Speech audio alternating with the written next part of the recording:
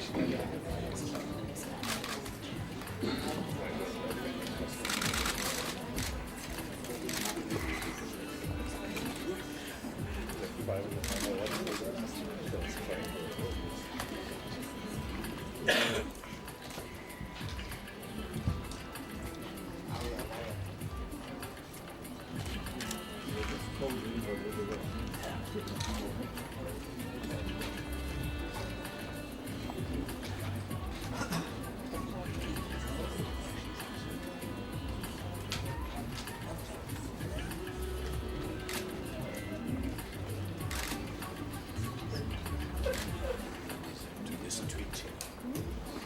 and gentlemen, good afternoon. My name is Punza Matanda of the National Treasury.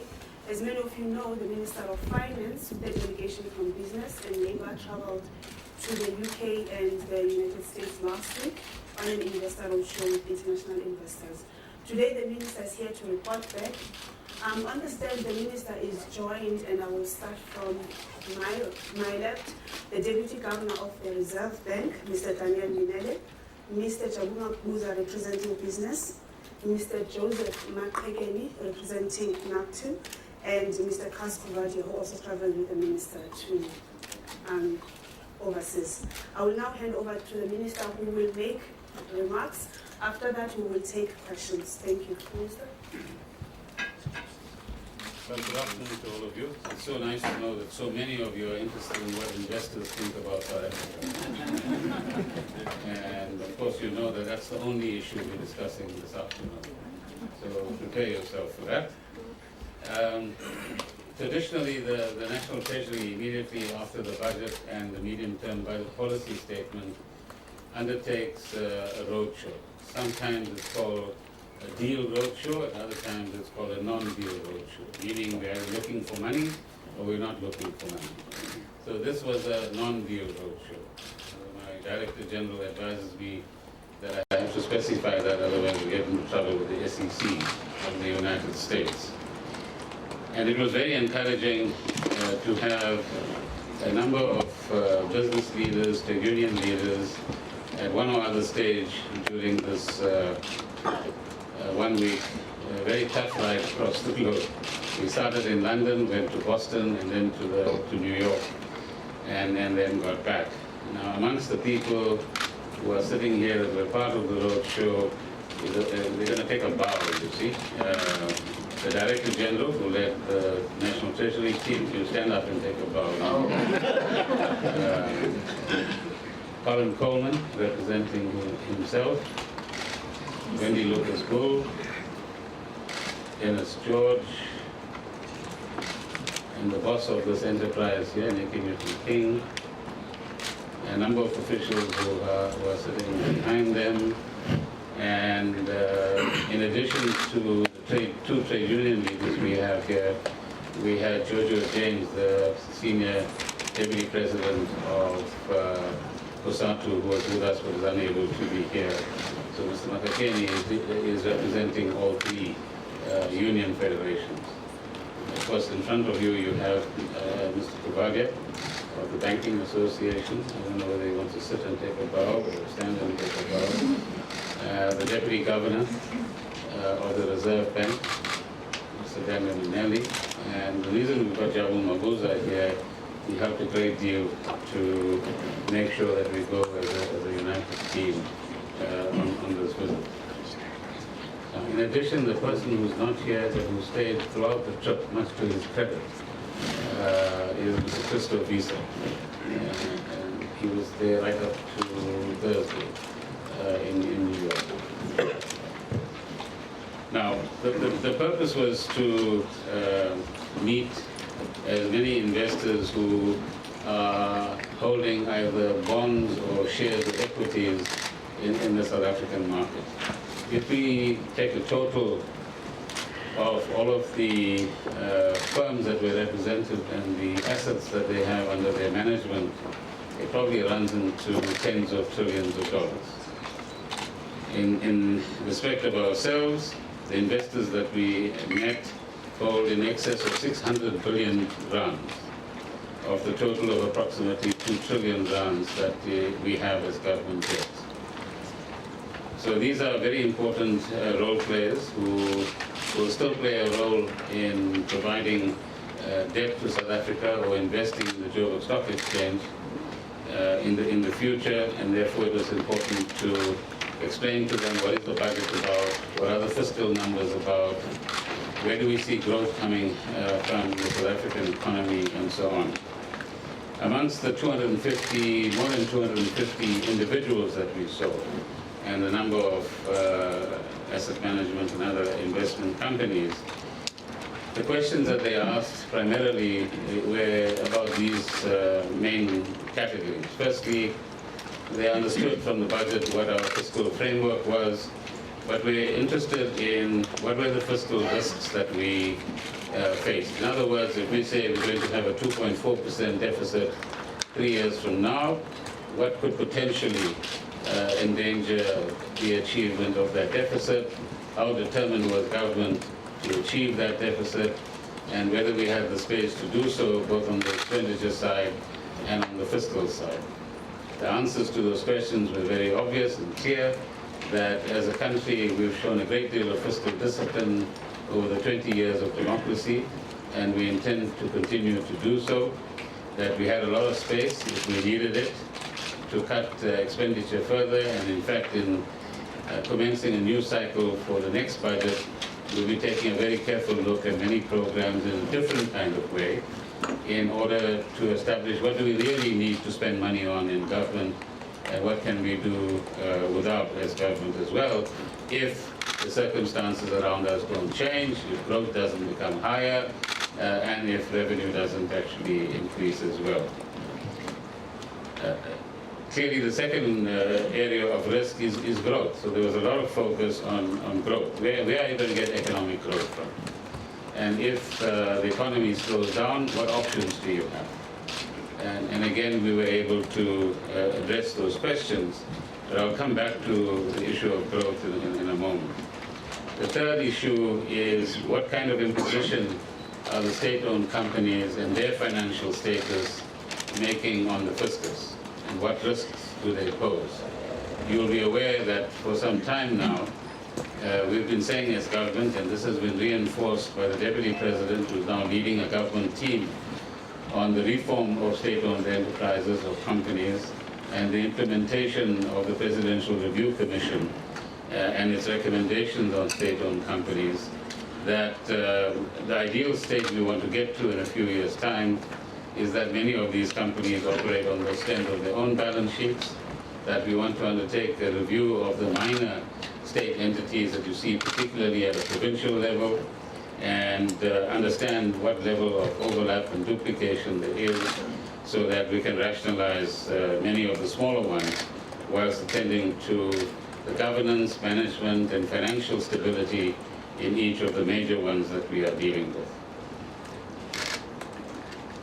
The question of business confidence in our economy was raised as well, and that is why it was good to have both our labor partners and business people on our delegation who were able to say that they are working very closely with government, as you've seen over the last 2 months in particular, to create a better climate for investment, not just from foreigners, but from South Africans themselves. And what we are clear about is that we can go on analyzing the global economy, its direction, the volatility in this economy, the levels of uncertainty created in the global economy as well. No clear picture emerging from the G20. I'm sorry to interrupt, but we just need the microphone outside your jacket. It's scratching on the way. Thank you. You will pay for that. You're running short of money, you know that, right? Okay, no, thank you. So let me make that point in a shorter way, that notwithstanding what is happening in the global economy and all the uncertainties and volatility that we see in the global economy, we as South Africans, labor, government, and business, have to take co-responsibility for our own economy. We've got to use the resources we have in order to generate confidence amongst our own investors, let alone anybody else. And this is the area on which both Mr. Mabuza and I were given responsibility for in the 9th of February meeting in Cape Town, convened by the President and the Deputy President, where some 120 business people attended that discussion to generate ideas on how best to actually get concrete activity going, which will indicate to the world that we're serious about economic growth. But more importantly, one of the tests that they put to us is what milestones must we watch for? In other words, no point in just telling us you're going to do X. What are the milestones that will indicate to us that you're making progress towards X at the end of the day? So it tells us something about the global awareness about our economy. I'll come back to the other aspects in a moment. And the credibility that we've got to win back as a society and as an economy amongst all of our sectors. The issue of labor stability was raised, which our trade union colleagues were able to address, both in terms of what we're doing currently and what we hope to do in the future. The Deputy Governor in particular had to address monetary policy issues and how they saw inflation trends and how they would deal with those trends. Is it this week that we go? Starting from tomorrow. Starting from tomorrow. You want to give an early indication at some stage. But equally important in our environment is regulatory clarity. In other words, when will the MPRDA bill be processed by Parliament? Can we have a date? When will you resolve some of the other uncertainties that we might have? And fortunately, government did meet under the chairpersonship of the President about 2 Fridays ago, where these items were all on a list of items that different departments have to attend to and give timelines on, and with a greater deal of urgency, begin to show that we're dealing with them and give some certainty to the investment world. They also, of course, picked up from everything you report on the political environment in the country, and from time to time raised issues on that as well. So let me end by saying that very clearly the key message we come back with is that the world is watching South Africa very carefully, this investor world. Many of them have been invested in South Africa for a long period of time in bonds and equities. They still have confidence that as a leadership team, both within government and outside of government, we have the ability and the resources to put growth on the agenda again and move to higher levels of growth and confidence in our own economy. The time is now for South Africans to show a similar confidence in the economy and to demonstrate that we are capable of working together, and I'm convinced we are, and to ensure that people who doubt our credibility in this regard are given constant signals, but more importantly evidence, that business, labor and government will take more and more strides in the right direction to ensure that all of the resources that we command individually are brought to bear in the national interest at the end of the day. We repeat finally the message that we gave during the budget, that we are indeed a resilient country. But South Africans need to be aware that with the Moody's visit commencing on Wednesday this week, where they'll be meeting various role players in our economy and society, asking some tough questions about where are we going, where are we heading, do we have the right level of investment, do we have the right level of confidence, and is this government demonstrating that it has a firm grip on the fiscals, amongst many other questions that they will ask. We need to be aware of South Africans, as South Africans, that we need to provide very concrete evidence over the next few months that we are not just talking, that we are not just delivering new plans and new proposals. It's time for collective action, concrete action, and demonstrable action, which the world can say, yes, we believe these guys. And I'm convinced that we are able to deliver on that in a few months' time as we go forward, so that we can begin to address the issues not only of growth, but inclusivity, poverty, unemployment, and inequality in our society. So let me pause there. Maybe to add some spice, one of the ratings agencies did say to us that they had a review meeting set up for immediately after the budget, But as soon as they saw whatever the budget, they canceled that review meeting and will wait until June in order to make up their minds on where our ratings stood.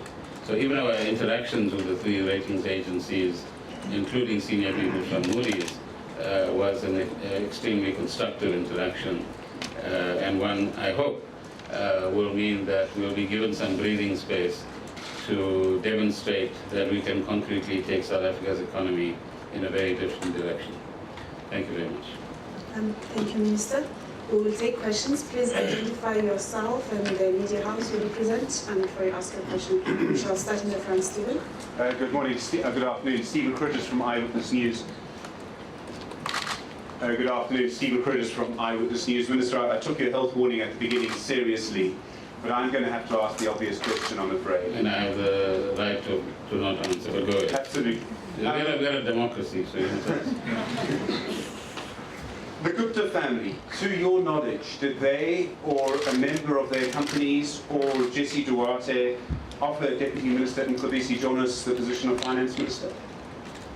I think on the second point that you make, on the question of Ms. Duarte, we issued a statement this morning as Treasury, indicating that what the Sunday Times said was a senior source in the Treasury is one that is unknown to us, that we know nothing about that, and in any event, so-called senior officials are not required to enter into the political terrain on these sorts of matters, and if we do find out that somebody crossed the line, we'll deal with that, but we can assure Ms. Duarte that the Treasury is not in the habit of engaging in this kind of conduct. And the first part of my question? My silence tells it all. Anne-Marie?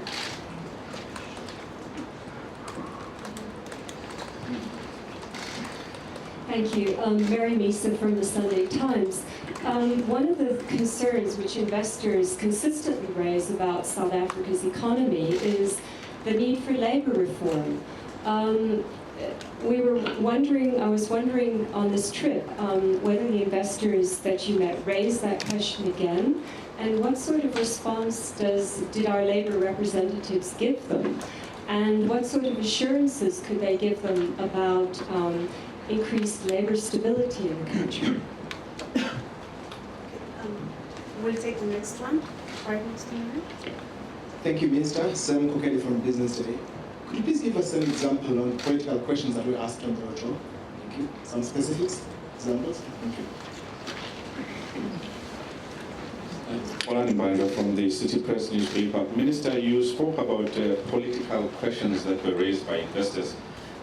One would assume that the question of the so-called 912, what happened to the former Minister, Mr. Nene, there have been reports that indeed investors raised those concerns. What was the response of the delegation or the Minister to that? And also, did they raise any issues about the rift between you and the SARS Commissioner Tom Moyane, and what was your response to those questions? Thank you. Okay. One last question for this round. Thank you. Hajwa Marji from Power FM. I guess I'm going to push you a little bit on your silence. Should we take that to mean that is a confirmation that Mcebisi Jonas was offered the position of finance minister by the Guptas under certain conditions? Secondly, you said that those that you met asked for milestones and progress, as well as evidence that we are progressing and not just talks and plans. What should those milestones be that we should watch for?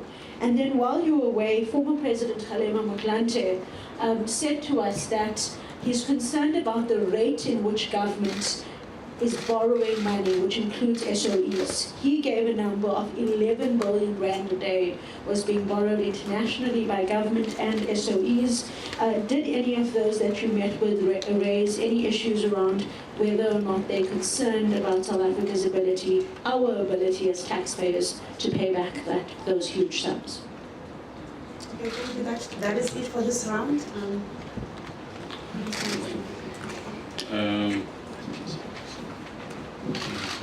What do you have? On the question of labor reform, my labor colleagues will address that. In terms of the political questions and 9/12, yeah, 9/12 was raised by many. It's a phenomenon that we mustn't think stayed within the borders of South Africa.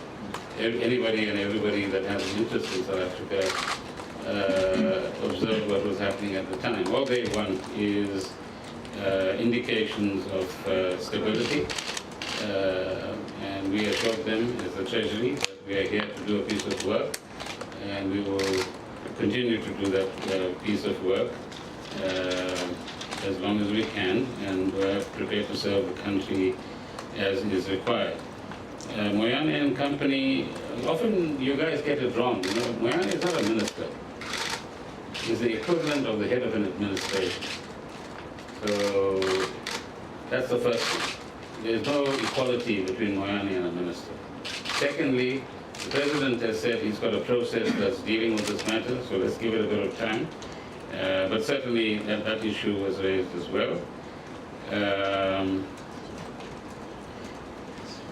I think those are enough as specifics, if you like, on the political side. Then on Deputy Minister Jonas, which Stephen, you asked as well, so let me, since Hajra is pushing on your behalf. I have no personal knowledge of this, so there's nothing I can tell you. You've addressed the question while I was away to the Treasury. You have a response on the record. I think when there is anything further to add, we'll let you know. That's the response as we stand. On borrowing, I think the DG must do some work now. So 11 billion rands is not much. But let me ask our colleague to first address the labor issue. Check if Mr. Kovadia wants to say anything on the business milestone, and if anybody in the front there wants to add. Thanks, Minister. I hope you can hear me from. Can you? So you've got that point. Yes. Thank you, Minister. As mentioned, my name is Joseph Makageni. I'm the president of NAPTO, National Council of Trade Unions. But as I sit here and represent FEDUSA and COSATU, because we're all of us in the roadshow. Regarding the question on the labor reform and labor stability, I hope you understand that for now, there are two issues that are under a committee led by the Deputy President of the country, Mr. Cyril Ramaphosa. One of them is the Labor Relations Amendment that deals with before workers or employees go to a legal protected industrial action, they go for balance. That issue, almost all the unions have got that in their constitutions. If not, it's just few and we're encouraging. Secondly, the prolonged and violent strikes or industrial action. I hope also you are aware that there's a task team under the auspices of Redley that is dealing with that matter to ensure that if the strike is very long, because for the first before that, we don't actually need strikes. Whether it's protected or not protected, but it's a right that we have as workers and labor. However, we start with saying, let's improve labor relations at the workplace so that it does not lead. But if it leads to that, because it's our constitutional right, it must go peacefully. It must not be long. If it is long, there's a process already in neglect to look at the issue of arbitration awards that can declare the strike legal or illegal or protected or unprotected. If it has not passed the image that I've said, your ballot and your non-violent, because we are opposed to that. As such, a number of investors indeed understand where we come from, because fortunately, whilst we were in Europe, there was a dispute around the corner, and the workers were to go to a protected industrial action. So we saw it in practice, but it should be non-violent. It should not be long. It should look at issues. It should be balloted so that members of unions, indeed, in their majority, must agree with that process. That's it. Thank you, Minister. Look, the big issue is this, the report of the Economic Forum that came out measured South Africa to be dead last when it comes to labor relations between employers and workers. Now, such a situation is only going to downward spiral us even further, and it will not support inclusive economic growth. Organized labor has put a proposal on the table that they want to have a deep engagement with business and with government on how do we improve productivity in South Africa within the context of total factor productivity, and how can we support inclusive economic growth and job creation. So those are the kinds of discussions that we want to have, and as the Minister indicated, the actions has to be following up on a very short time, because it's important that we make our country more globally competitive so that we can export more. Thank you. Just on the issue of milestones and evidence of real concrete action, this was raised virtually at every meeting, and our response has been that there is an interaction between business and government currently. Some of us are of the view that this interaction is very concrete. It's led by chief executive officers who are very seized with the interaction. We've also met with labor, all three federations, and they are talking to their members about actually joining the government business initiative, so that it's a tripartite initiative that actually drives this. As part of this initiative, we've, as business, indicated that we are working on a number of issues. One is to look at industries that are on their backs at the moment, like mining, agriculture, construction, and to actually meet with chief executive officers of corporations in those industries and develop real concrete investment projects to actually get them off the back. Also to look at industries that with growth potential, but we believe we haven't fully exploited that growth potential, like tourism, like export-led manufacturing. And again, to meet with CEOs there and see what sort of investments we should be looking at. And that work is what has started, it's ongoing, and in what we've indicated to investors is that in the next 3 months, we will put on the table what the plans are and what the time frames are for actually rolling those out, so that we are concretely showing that we've got the plans and we will roll them out. We're also looking at areas of enterprise development, particularly small and medium enterprises, both existing and new, and there we're looking at things like a development equity fund to which business and government will contribute to provide appropriate financing, non-financial support. We're talking to government about red tape and regulations that actually make it very difficult for businesses to start in this country, and we're talking to corporates to say that that actually enables entry to small and medium enterprises. So in major corporates, procurement chains, and other areas of activity, to ensure that we allow a situation for SMEs to actually participate in those.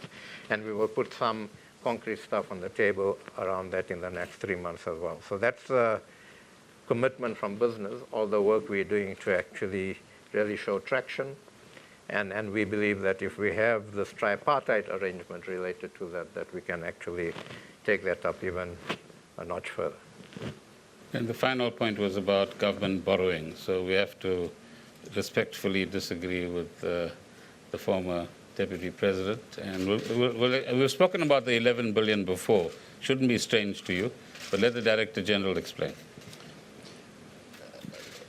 Maybe I should start by just explaining the most important part of the borrowing situation, which is that if you want to work out how much we borrow, which adds to our debt on a net basis per week, you should take the financing requirement number and divide it by 49.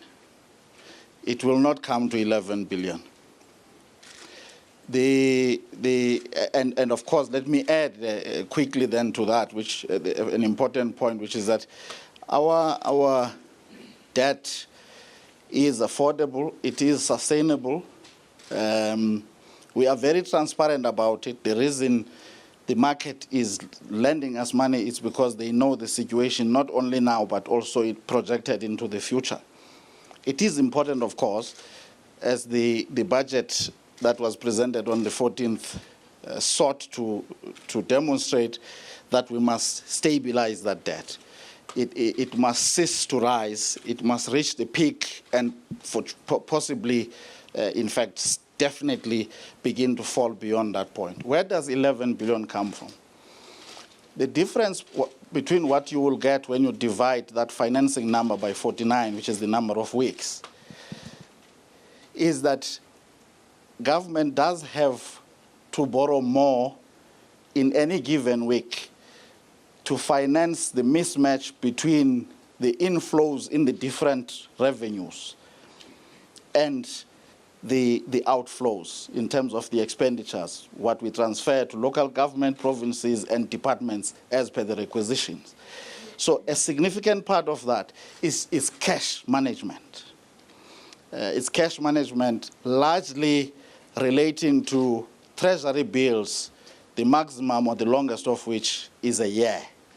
So if you look at the treasury bill line on a table in the chapter on asset and liability management, you will see that we reflect there usually the net change in treasury bills. So that's the number that represents an addition to the stock of debt. The other bit gets offset by the cash that comes in and the fact that some of those treasury bills on a regular basis are redeemed. Those who want further elaboration stay after the press conference. We'll give you a lecture on it. Shall we take one last round of questions, please? And we will start that side of the room and move that way. Thank you. Sorry, we didn't get... Oh, yes, yes. Thank you. Tulasizwe Semelane from ENCA. Minister, I've got a question that is political and a question that has to do with the economic aspects of the roadshow that you undertook. The question that is political, in your statement that you issued in response to reports that there's a new deadline now for you to answer the questions from the Hawks by 1600 hours today, you have said that there's a word that you used, the Hawks and those that instruct them. I find that quite interesting, and it's not the first time you have suggested that there's more to this investigation by the Hawks and the questions particularly as they relate to you. So if you would, because it's really a serious allegation that the Hawks are not being instructed by the structures and the command team that we all expect them to be constitutionally. So if you could just elaborate a little bit what you mean by that, and those people who are not, who don't have the best interests at heart of South Africa. Could corporate capture have anything to do with all of that, corporate capture of the state? Then secondly, if I could ask you about Minister Mcebisi Jonas, you and the Deputy Minister Mcebisi Jonas, you and the Deputy Minister enjoy a good working relationship as far as I can tell. Did he confide in you about any meetings that may have taken place? Because if you say 9/12 was so significant, it even left our shores and was raised on so many levels. Surely at some point he must have said to you that, before you came in, this happened. If you can clarify that. And then a broad question on the economics of it all. Minister, the roadshow you've undertaken, has it given you any new insights in terms of what are the immediate things that need to happen to avoid a ratings downgrade? And is a ratings downgrade our major concern, or it's one thing to worry about a ratings downgrade, but we are actually in a vehicle that's headed downslope? How do we get this vehicle moving up again? And are we focusing enough on both of those things? And where does the NDP fit in all of that? I know it's a wide-ranging question, but I'm hoping to get as much from you as possible. Thank you. There's three here. Okay, and please be brief with your questions in the interest of time. Thank you. Good afternoon, Minister, and thank you for taking my question. It's Bonola from the New Age. I just wanted to find out, how would you rate the media's coverage on what has been dubbed the SARS wars? Do you think the media has been fair in its coverage? And secondly, since the country's economy teeters towards junk status, do you think that the media has, if I could say, poured oil on the already fanning flames of South Africa's economy? Thank you.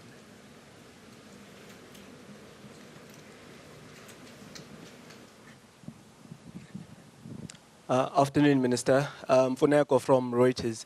I wanted to ask, after the roadshow, has Treasury reconsidered issuing an international bond? Thank you. Okay. Hi, thanks. It's Hannah Zaidi from MoneyWeb. Just two questions. The one, did any investors raise concerns over the ruling party alliance?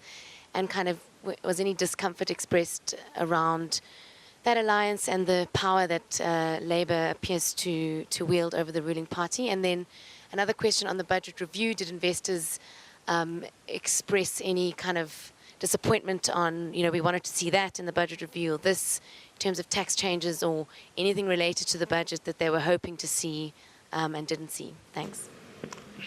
Okay, quick one while we're getting the mic to this side. Minister, it's Angelo Coppola from CCTV. Two questions very briefly. Did investors express any concern about existing legislation besides the Mining Act? Was there any other legislation they were anxious about? And then secondly, if we do get downgraded, what's plan B?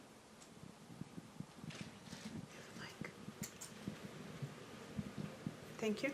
Go ahead. Thank you, Minister. Good afternoon. It's Renee Volgra from Bloomberg. Minister, linking to the Hawks question of earlier, I just wanted to know, in the letter yesterday you said that neither you nor your lawyers received such a letter by Friday the 11th. So have you or your lawyers since received the letter that the Hawk is referring to? And then also, will you be responding in any way to the letter if you or your lawyers have received it? Hi, Minister. Hi, Minister. Michael from ANN7. You've said you have no public knowledge or you have no personal knowledge of the alleged meeting which took place between your deputy and the Guptas and Duduzane Zuma. Despite your lack of personal knowledge, are you going to be approaching your deputy to gain clarity on whether or not this alleged meeting took place, as the Guptas have come out and stated that Atul Gupta was out of the country at the time? So just to remove the cloud around the issue. Thank you. Natasha from the Business Day. Sorry, Minister, the question is related to governance at SARS. I just wanted to find out whether the advisory board under the leadership of Judge Frank Kroon is going to be dissolved, or whether it's going to be, its term is going to be extended, or it's going to be changed. I just wanted clarity on that. Thanks. I'm Feril Hafaji from City Press. Sir, may I ask if you've ever been courted by, been to a meeting with, or visited the Gupta family? And secondly, if I could ask for the... Sorry.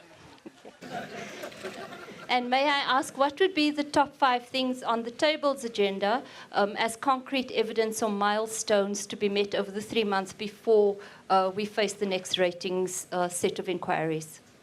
Last question. Thank you. Hi, good afternoon. And Zagisi Mashangani from Business Day. Just on the, to add on the... You're hiding. Okay.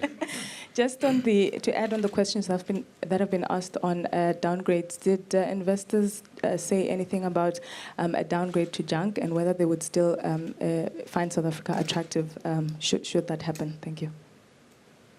Okay, thank you, Minister. Okay, on the downgrade matter, I think the one thing we should clarify is that Moody's, that is visiting South Africa this week, has 2 notches above sub-investment grade. So even if we do have a downgrade, it'll still be in line with the other ratings agencies. I think for the novices in this field, it's important for you to understand that. So yes, a couple of the investors did raise the downgrade issues. Some even said, we don't take the ratings agency seriously. We have our own analyses of the country, and that actually guides us. By and large, I think ratings agencies and what they say is important from the point of view that they are affirming that we have the ability and willingness to pay. That's what they're supposed to pass judgment on. But now it goes into growth, political circumstances, and so on as well. So let me reaffirm, I think, what the Director General was saying, is that we do have the ability and the willingness to pay. We have a very sustainable debt trajectory from this point onwards, and that part of our intent over the medium term is to taper off debt to GDP below 50%, which is well below the upper limit of 60% that used to apply in days gone by.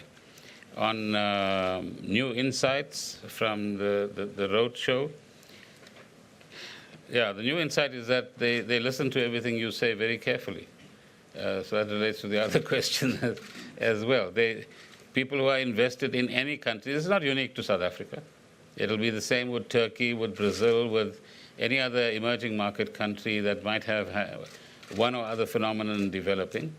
And we are not the worst off in the world, so be assured of that as well. There are many countries that are in a worse position than ourselves. And therein lies our optimism, that we do have the possibility as a country to actually pull our socks up, get proper things done, do it the right way, unite all the good people in this country who want to contribute to growth and employment and development, and overcome the historic problems that we have. And we'll be much better for it in 2 or 3 years' time than we are at the moment. And I'm convinced of that as well. On the question of the role of the media and junk status, I'll let you judge that. If I say to you that everybody is watching South Africa very carefully, and they see sometimes an embattled nation, then we've got to ask the question, what's the public narrative we're putting across in South Africa, and how we deal with some of these issues? Have we reconsidered an international bond raising? No. Why should we reconsider? When the time is right and the market is right, the Director General and his colleagues will make the decision to do whatever we need to do. We make sure that we don't pass the 10% mark in terms of debt in foreign currency, which is a decision made some time ago, followed since then, which has held us in extremely good standing. So the bulk of our borrowing is in rand from South Africa. So when the time is right, the officials concerned will make the right decision. The power of Labour, well, Labour was with us for 1.5 days, so nobody ran out of the room because they saw Labour with us. They appreciated the fact that business and Labour were part of the single delegation. They appreciated the fact that we had this broad united front representing the interests of this country, and passionate about it as well. Every single member who was in the delegation. The budget review and what's missing? No, many raised the question like you did immediately after the budget, where is the VAT?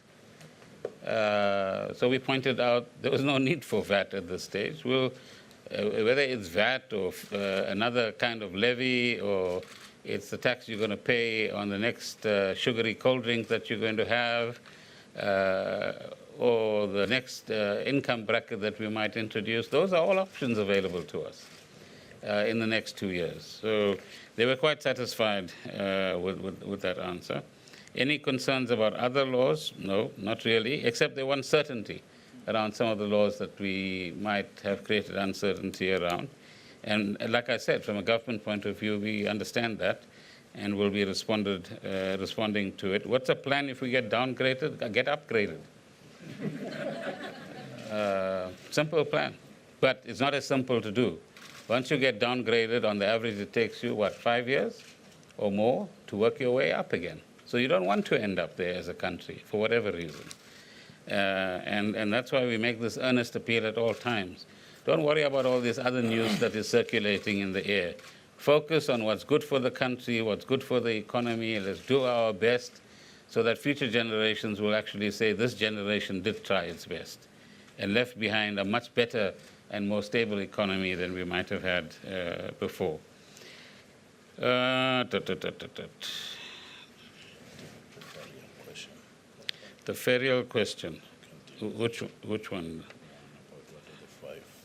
Right, so the concrete evidence, I thought you were going to deal with whether you had dinner with the Guptas or not. The question was to you, Minister. And you said it's a personal one. So, no, the answer, Ferial, is no. I'm a very quiet person. I stick to my corner. On Natasha, on the advisory board, the deadline is tomorrow. We'll make up our minds. I've been, as you can see, busy with other matters until now. So we'll advise you as soon as we've made the decision on that. Mr. Mabuza will address that question. Am I going to approach the DM? I'm sorry, that's my business, if I do. Forgive the sharp response, but the Hawks and the letters. No, what was upsetting about the independent papers yesterday was that the journalists wrote that there was a new letter. So I spent 3 hours looking for this new letter with my attorneys, etc., etc. But the letter that, in fact, she was writing about was a letter of the 3rd of March. And the response to that letter was also sent out with the statement that I issued as well from the attorneys. You might or might not have seen it, but there's a response. And what the response says, amongst other things, is please tell us in terms of what legislation or piece or part of legislation you are doing whatever you're doing. And that, and the statement says, once we have that clarity, we'll take legal advice and do whatever is the right thing to do, and that no one is above the law. So I'm afraid that those front page articles were very misleading. But interestingly, that's the second letter that was leaked. That's the important part. Right? Why do you have to leak these things? If you want to talk about them, have a press conference like us, put all the facts on the table and talk about it. No need to leak in order to malign people. But anyway, let me not get carried away with that. That one is done. You want to answer the Yes, Minister. Thank concrete you. evidence? And really, I think you and Team South Africa have really done us proud, Minister. It's a very difficult time for our economy indeed, and thanks to you, South Africans. Minister, to Ferial's question about the 5 milestones, I think firstly, it's just recognizing that there is co-responsibility here, government, labor, and business. Business both as investors and also as employers. And the call that Minister, you and I were tasked by the President was indeed to come up with some concrete ideas, actionable ideas, with clear milestone and time frames. Actually, the President wants us to come back to him with a report by May. While said it, let me just emphasize, this is not a new structure. There are existing structures where government, labor, and business engage, and they are from the Presidential Review Commission, NEDLAC. Those should continue to do the work they do. But this particular exercise was the very first one, this road show.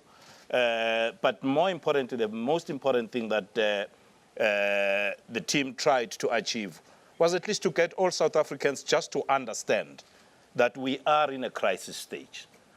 The downgrade will push us even further into recession. And I think by and large that we have achieved. Going together, Labour, government and minister on the road shows was indeed a demonstration that we understand that this is an economy that we all have co-responsibility for. We also understand that notwithstanding our various differences that are normal in the nature of the relationship we have, we understand there will be pain.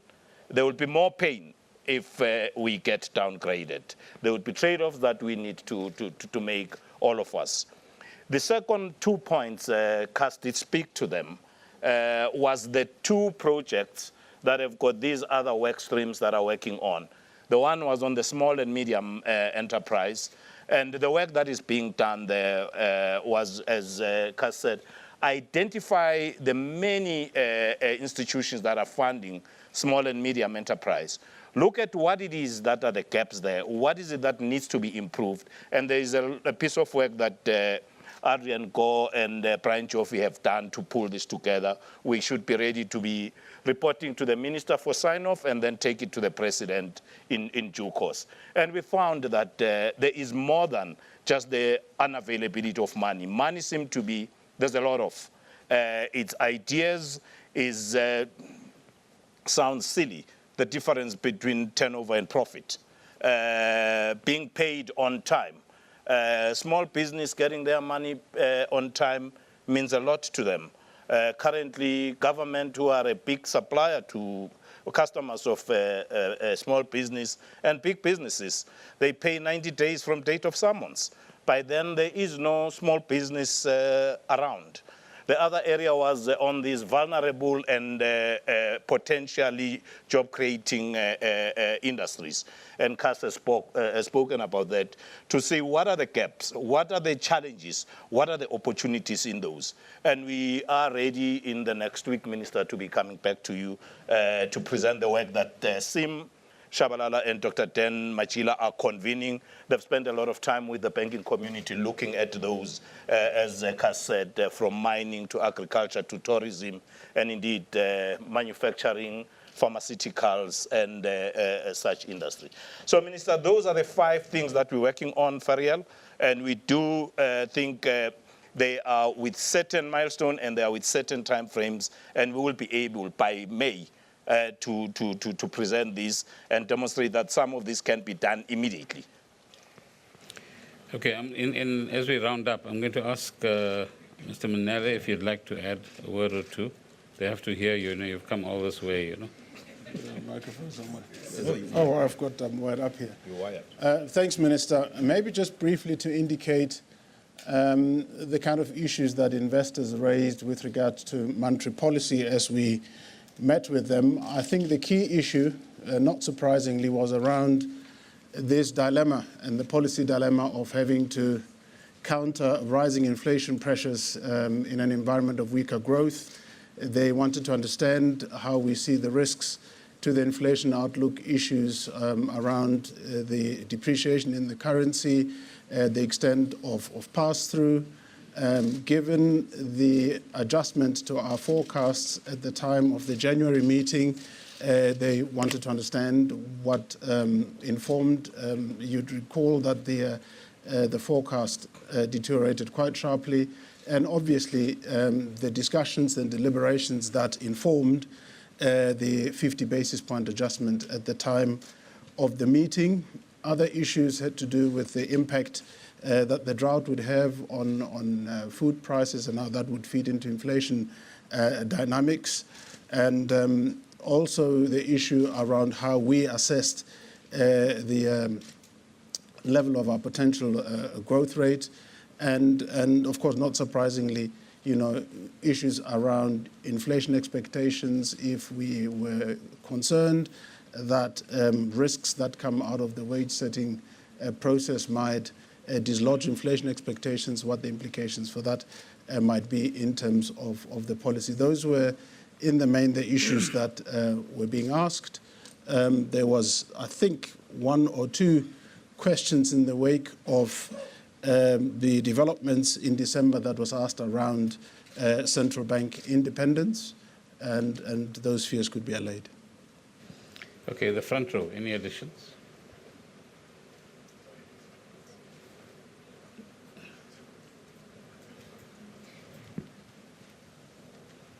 Thanks very much. I think just a reflection from my side in terms of being part of the delegation. I think that the Minister made a critical decision to take this trip at this time. We can't underestimate the urgency with which these issues had to be dealt with. And I know he took some political darts for missing his budget debate, but this thing could not have been delayed at all. He had to be over there. And I think that the resounding message that we got from the investors and from the rating agencies, and the rating agencies met privately with the business side as well as meeting with them together, was that our Treasury, Reserve Bank and Ministry have earned enormous respect from the investor and rating agencies. And it's not to be underestimated. And it doesn't happen overnight. And we heard that from many, many of the investors, in terms of the fact that they're still here and listening is as a result of the huge respect that the team has earned over many years. So I think I would just like to add my congratulations. It really was a pleasure to be part of such a professional team over there.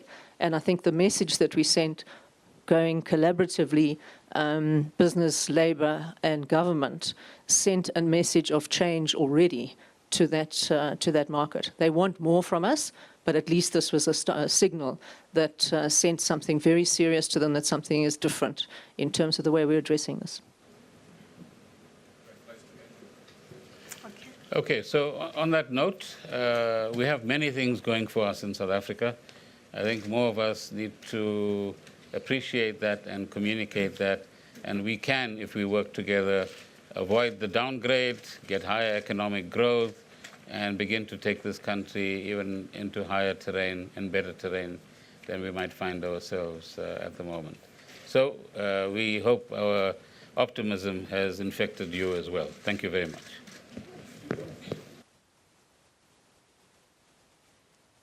All right, good afternoon. Those were live visuals from the media briefing in Sandton by Finance Minister Pravin Gordhan on his recent investor roadshow out in the US and London in order to try and boost confidence in international investors, as South Africa is currently dealing with a possible junk status downgrade from ratings agency Moody's. But if you missed most of it, let's give you a quick reminder of what went down during the briefing.